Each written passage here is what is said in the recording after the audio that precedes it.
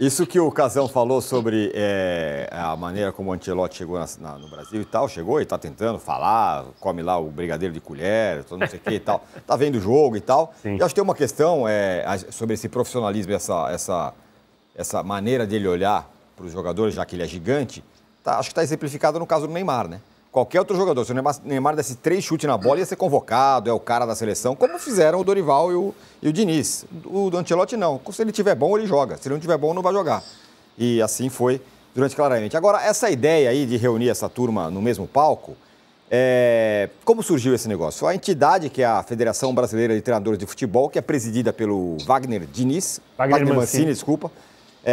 Estava tentando há tempos uma aproximação com a CBF, vamos lá, quem sabe e tal. O próprio Ancelotti falou, beleza, faz aqui o negócio e tudo mais e tal. E a ideia era que fosse uma homenagem aos técnicos brasileiros. Então os caras lá receberam placas, o Oswaldo e o Leão, e os caras desceram a ripa na hora que subiram no palco. O Ancelotti, antes dessa cena maravilhosa que nós vimos, maravilhosa entre aspas, ele falou. E aí, ele falou sobre essa questão dos técnicos brasileiros com pouco espaço.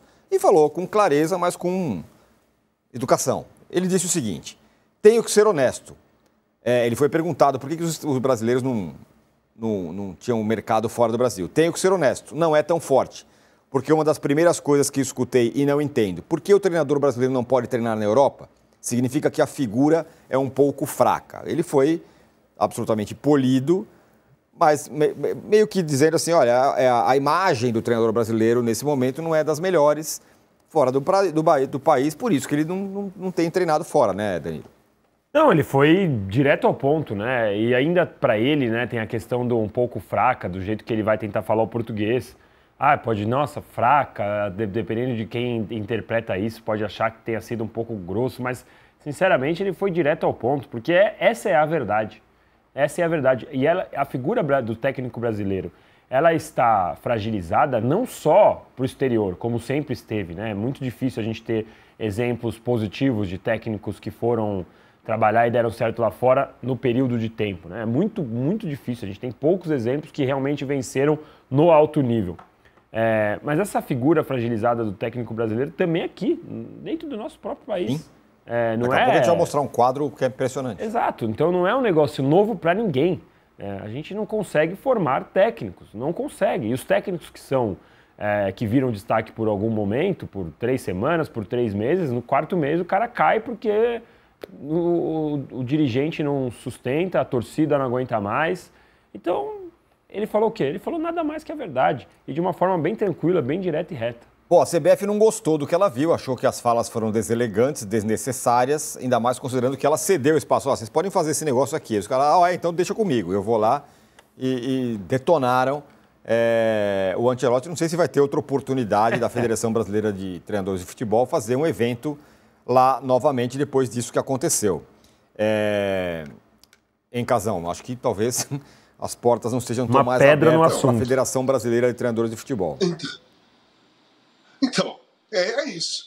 Aí você olha e fala assim, além de tudo, da grosseria, tudo, faltou inteligência, né? Faltou inteligência. A oportunidade de estar lá, de poder falar ao lado do treinador da seleção brasileira, ao lado do pessoal da CBF, de passar a mensagem, mesmo que seja uma mensagem desse tipo, de não concordar com muitos treinadores estrangeiros do Brasil. Isso é uma opinião e ela pode ser dita em qualquer lugar, dependendo da forma que ela é dita. Não é agressiva, destilando ódio, atacando, sabe? Como se fossem eles os culpados. Não, o Leão, na fala dele, apesar da fala também eu não concordar, teve um momento que ele fala assim, mas a culpa é nossa. Dos treinadores brasileiros. A invasão de treinadores estrangeiros trabalhando no Brasil, a maior responsabilidade, os maiores culpados são os próprios treinadores brasileiros. E ele falou isso na fala dele ontem. E aí, só para entrar numa comparação, faz muitos anos isso que o treinador brasileiro, na Europa, nunca teve espaço. Teve o Filipão, que foi treinador da seleção de Portugal, com um ótimo trabalho, vice-campeão da Eurocopa, deu um azar tremendo, perdeu em casa para a Grécia, e depois foi quarta colocada na Copa da Alemanha, com o Filipão. E o Filipão treinou o Chelsea e não deu certo. O Filipão foi lá e ficou um bom tempo, inclusive treinando seleção. Depois teve uma pequena passagem do Luxemburgo lá para o Real Madrid, que a coisa não funcionou, e ele veio embora. Agora, compara com treinadores argentinos. Não estou falando agora que a Argentina é campeã do mundo, não, hein? Eu estou falando o tempo todo que a Argentina ficou sem ganhar nada. Treinadores argentinos na Europa, em todos os lugares, em times grandes, em times de ponta. Treinadores uruguaios, treinadores colombianos. Todos eles com espaço, treinando as seleções, treinando grandes times. E brasileiro não. Então não é hoje, não é culpa dos treinadores portugueses ou os outros estrangeiros que estão no Brasil, ou do Ancelotti, que é um italiano e está treinando a seleção brasileira. Não é culpa desses caras que o treinador brasileiro está sem espaço. Nunca teve espaço na Europa. Sempre os outros tiveram, os brasileiros não. Caramba, não é hoje. É só abrir o olho. É só ter calma, Oswaldo. É só ter calma, Leão. É só ter calma todos vocês, sentarem e olhar o passado, que vocês vão ver que não é hoje que o brasileiro não tem espaço. É desde sempre. Na Europa, que eu estou falando de Europa, não de Oriente Médio, de Emirados Árabes, na Ásia, não estou falando disso. Lá, trabalharam, o Falcão foi treinador da seleção do Japão, o Zico foi treinador da seleção do Japão, né? O Leão trabalhou muito tempo no Japão, o Oswaldo também, na Arábia Saudita. Né? Então, cara, é só olhar e olhar aqui do lado. Argentinos, uruguaios, colombianos, chilenos, todos eles têm espaço. O brasileiro não. É culpa dos caras? Sempre foi culpa dos estrangeiros? Sempre foi. Ou tem um preconceito com o treinador brasileiro. Ou vamos se fazer de vítima. Nossa, eles não gostam da gente. Não. Eles não têm nada, nem gostam, nem deixam de gostar. Eles querem potencial, qualidade, pessoas que façam a diferença. Senão eles ficam com os deles. O europeu sempre foi assim. Quando eles contratavam jogadores estrangeiros, na época que era 1, 2 por time, ou 3, quando eles contratavam, era a dedo, porque eles queriam jogadores que fossem lá e fizessem o que os italianos não conseguiam fazer na época. Quando ia lá e não jogava bem, ou não fazia a diferença, voltava. O Renato ficou 1 ano e voltou. E o Renato foi um grande jogador. O Magrão ficou lá 1 ano e meio e voltou. Uhum. O Andrade ficou 1 ano e voltou. Cara, é isso, gente. É isso. Mauro César já está aqui com a gente. Não pense que a gente vai ficar passando vergonha sozinho, não. O Mauro agora está aqui para ficar envergonhado também pelas falas do Leão e do Oswaldo Oliveira. Só um detalhe que eu achei interessante. O PVC, o nosso PVC, ele lembrou uma coisa interessante, né? Ele que é uma enciclopédia do futebol, lembrou. O Leão, quando começou no Palmeiras, ele entrou num jogo que foi 6-1 para o Palmeiras contra o Juventus.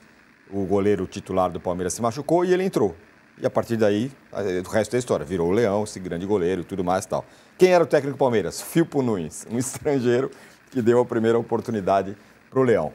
Mauro César Pereira já está com a gente. Bom dia, Mauro. A gente queria ouvir você também. Bom, se tem alguém que fala há bastante tempo sobre essa questão dos técnicos brasileiros, é você, um dos que fala bastante sobre essa diferença entre treinadores estrangeiros e brasileiros. Colocar a turma no mesmo palco, deu no que deu. Bom dia a todos. Há alguns anos eu fiz um comentário, também escrevi sobre a defasagem dos técnicos brasileiros, né, em relação aos técnicos que se destacam lá fora, essa questão que o Casão citou dos argentinos. Naquele momento, se não me falha a memória, das 10 seleções que disputavam as eliminatórias sul-americanas, 5 tinham técnicos argentinos, além da própria Argentina. Então era metade, sempre metade ou mais, né? Aí mandam embora, contrata outro, mas sempre... E até hoje é assim, se encontra 5, 6 seleções sul-americanas com técnicos argentinos. E brasileiros só, o Brasil tinha um técnico brasileiro, isso deixava claro a defasagem, né? E também um ou outro argentino conseguindo emplacar sucesso lá fora. Há pouco tempo tinha o Pochettino no Tottenham, o Bielsa no Leeds, o Simeone segue no Atlético de Madrid, por exemplo, nem times europeus. É muito comum, aliás, é mais comum o técnico argentino aceitar pegar um time pequeno na Europa e tentar fazer uma carreira internacional. Os brasileiros não querem. Geralmente, quando o cara chega num certo patamar aqui, ele não quer começar lá por baixo. Só que lá fora ele não é ninguém, não tem mercado. Né? Não tem mercado. E outra coisa que sempre me chamou a atenção é que eles, mesmo muito bem remunerados, né? Parabéns a eles, mérito deles, você não vê um técnico brasileiro, mesmo os mais jovens, na faixa de 40, 50 anos, né? Que alguns já têm 60, 70, eles não se dispõem a pegar um período, por exemplo, eu estou fora, eu vou para a Europa, vou fazer o curso da UEFA, vou me qualificar para ser técnico em qualquer lugar do mundo. Com a licença da UEFA, eu trabalho em qualquer lugar. Vou passar um tempo lá, em Portugal, vou morar no Porto, onde o Casão jogou, inclusive. Vou ficar lá um tempo, mesma língua, ou morar em outro país, vou aproveitar para aprender ou desenvolver outro idioma. Eles não fazem isso. E são pessoas que imaginam pelo que eles ganham, tem técnicos aí, vários ganham 1 milhão por mês, mais de 1 milhão por mês, que devem ter condições econômicas de fazer um período como esse, né? Para se aprimorar, para ter uma condição melhor aí, para seguir a carreira. Eles não fazem. Então, eles não abrem mercado lá fora também por isso. E quando eu fiz essas críticas lá atrás, em um certo momento, a Associação dos Técnicos emitiu uma nota de repúdio. É verdade. Uma nota de repúdio. Quer dizer, nota de repúdio porque o jornalista fez críticas com uma série de argumentos apresentados ali. Não foi assim, eu não gosto e acabou. Como foi dito por um deles aí, eu não gosto de estrangeiro, tal. Não é isso. Olha, não tem por isso. Argentinos dominam aqui o mercado sul-americano, você tem argentinos lá fora. O Zubeldia treinou o Alavés, se não falei a memória, foi o Alavés, um time pequeno da Espanha. Não deu muito certo, não foi, bateu lá e voltou. Sabe quanto ganha um técnico do Alavés? Com certeza menos que o técnico do Flamengo, do Palmeiras, do Internacional, do Bahia. Ganha menos. Um time pequeno da Espanha não paga esse salário que se paga aqui. Mas o Zubeldia, que é o andarilho do futebol, está de novo no Brasil, agora no Fluminense, passou pelo São Paulo, antes esteve na LDU, já treinou acho que em 8 ou 9 países. Ele já foi lá, já tentou, já se arriscou lá. Eles não fazem isso, então eles não abrem mercado lá fora e sempre fizeram o quê? Eles ficaram aqui entrincheirados, defendendo a reserva de mercado. Aqui o mercado é nosso, só tem nós aqui, mais ninguém. E, eventualmente, pegando um Japão, mercado lá do Oriente Médio, China, quando houve a bolha chinesa, com excelentes salários. Oswaldo Oliveira, que ontem, inclusive, se manifestou nesse evento, constrangedor, ele treinou no Japão, o Kashima Antlers foi campeão, 3 vezes, campeão, coisa assim. Depois treinou o Urawa Reds. Ele foi, bateu, voltou e é adorado por lá. Quer dizer, olha a ficha do professor Oswaldo e do Emerson Leão. Também trabalhou no Japão. O Emerson Leão, em 2005, ele sai do São Paulo para ajudar um amigo. Foi um argumento que ele apresentou. O São Paulo foi campeão. No meio da Libertadores. O São Paulo foi campeão paulista com ele.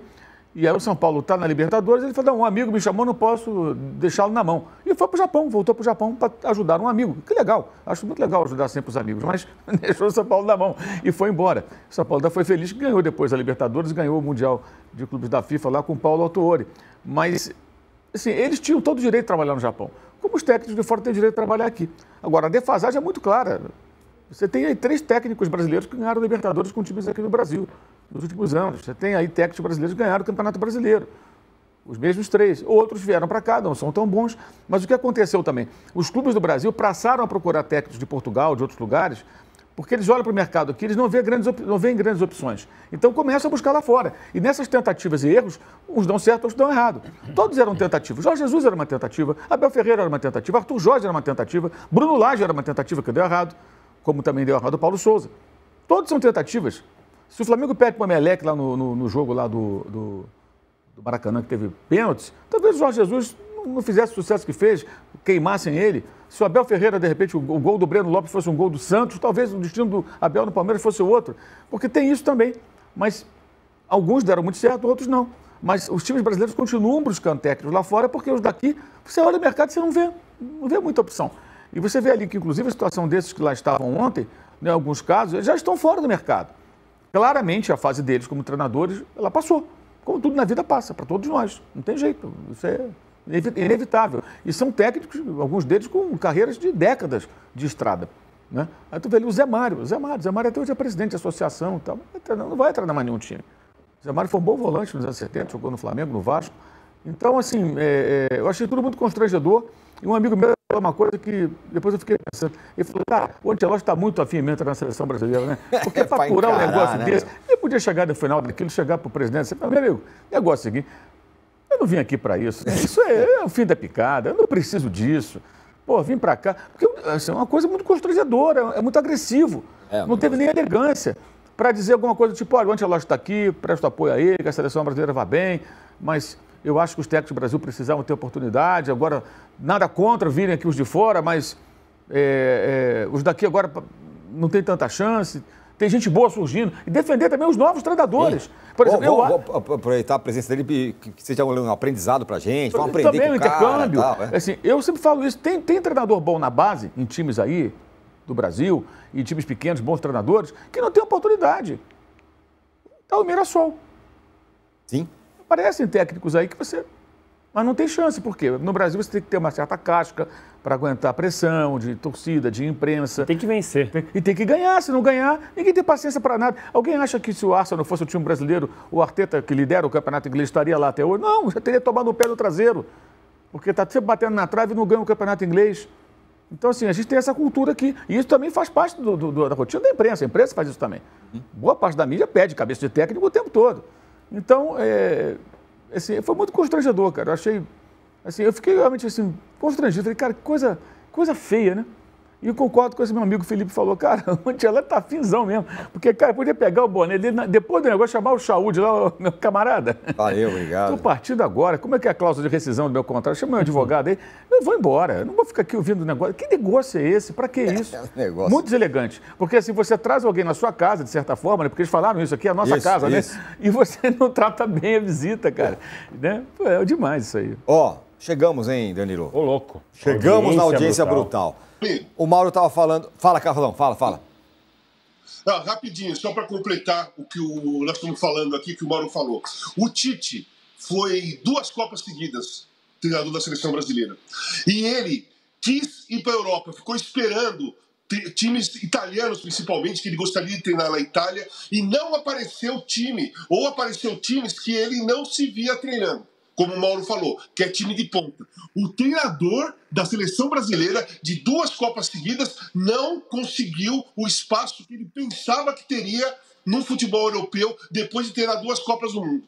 Então isso mostra, é um exemplo muito grande, porque, cara, você olha, o Tite foi unânime quando ele entrou na seleção brasileira. Sempre esteve entre os melhores treinadores do mundo nas pesquisas da Europa, sendo treinador da seleção brasileira. E mesmo assim, o mercado europeu não olhou para ele. Mesmo com 2 Copas do Mundo, e o Tite talvez até merecesse uma oportunidade num time médio na Europa. Não sei se apareceu um time médio e ele não quis, porque ele queria um time grande, eu não sei. Mas era um treinador que poderia se dar bem no futebol europeu, num time médio, começar num time médio, como o Mauro falou. Mas os treinadores brasileiros não querem começar em time médio, nem pequeno. Eles querem treinar o Manchester City. Eles querem treinar o Barcelona, o Real Madrid e a Inter de Milão. Entendeu? O que é também uma falta de olhar para como as coisas são. Eu também, né? Eu não fico pensando, acho que eu quero trabalhar na BBC de Londres como âncora do principal jornal. Não, tô aqui, é assim que é. Muito bem. Aqui é grande. Aqui é enorme. Aqui é gigante. O Vitor Pereira queria trabalhar no Liverpool, lembra? Queria trabalhar no Liverpool, mas trabalhava falou aqui. Isso. Mas acabou de ser demitido lá do... Acabou de ser demitido, mas trabalhou aqui no Brasil. Saiu tirando dos jogadores lá, encarou o Brasil, exatamente. Foi bem na primeira temporada, agora foi mal, foi demitido. Ó, esse que está conversando sobre os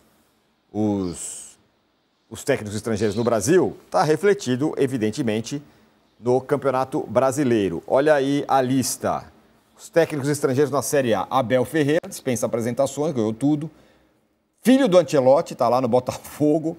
Por exemplo, filho do Oswaldo, filho do Leão, não estão lá. Isso aí é um reflexo claro. É o primeiro trabalho de um time profissional dele como técnico. Isso, exatamente. O Botafogo preferiu ele do que qualquer outra coisa. O Hernan Crespo está no São Paulo. O Sampaoli, que já esteve no passado aqui, está no Atlético Mineiro agora. O Vojvoda, que ficou bastante tempo no Fortaleza, esse é outro ponto, né? Encarando ali o Fortaleza, na boa e na ruim.